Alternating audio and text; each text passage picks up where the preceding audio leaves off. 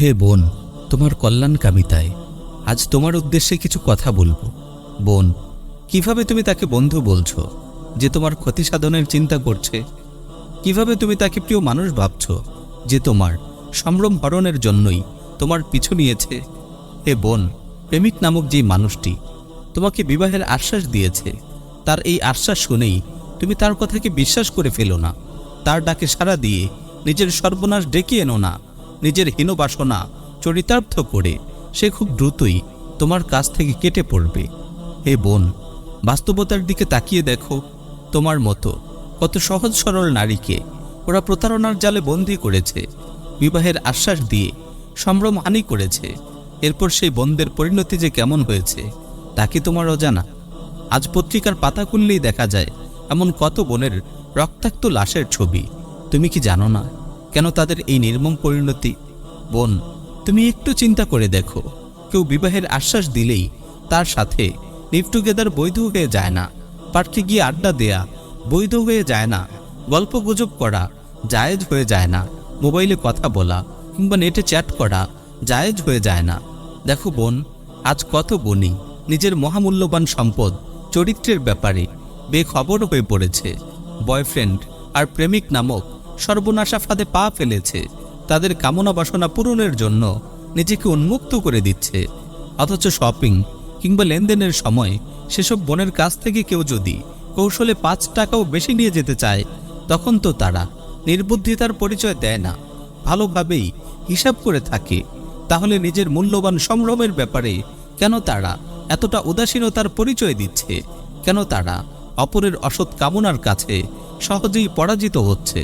বড়ই আশ্চর্য হে বোন, বড়ই আশ্চর্য। হায়, আমাদের সেসব বোনেরা একটি বারও যদি নিজেদের নিয়ে একটু চিন্তা করত, অন্তত একটি বারও যদি আয়নার সামনে গিয়ে নিজেকে জিজ্ঞেস করত, কে তুমি, কিসে তোমার প্রকৃত মর্যাদা, আর আজ তুমি কোথায় ঘুরে বেড়াচ্ছ, কোথায় সম্মান খুঁজে বেড়াচ্ছ? হে বোন, মনে রেখো, একদিন কোনো এক পুরুষের কাছে স্ত্রীর পরিচয় দিতে হবে, আপন সন্তানদের সামনে মায়ের পরিচয় দিতে হবে।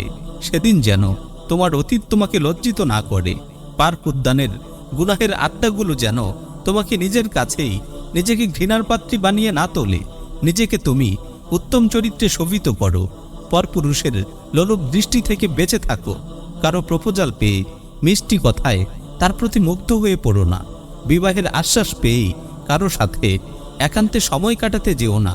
জেনে রেখো হে বোন, আজ যারা নানানভাবে তোমার মনোযোগ কাটতে চাচ্ছে, তোমার শুভাকাঙ্ক্ষী পরিচয় দিয়ে কাছে ঘেঁষতে চাচ্ছে, এমন মানুষগুলোই তো তোমার মতো কত বোনকে লাঞ্ছিত করে নিজের পথ ধরেছে, ছুরি চালিয়ে রক্তাক্ত করেছে। হে বোন, অন্তত একবার ভাবো, নিজের বর্তমান অবস্থা নিয়ে অন্তত একবার চিন্তা করো। মহান আল্লাহকে ভয় করো, দিনকে আঁকড়ে ধরো, ইসলামের পথে সুন্দর জীবন গড়ো।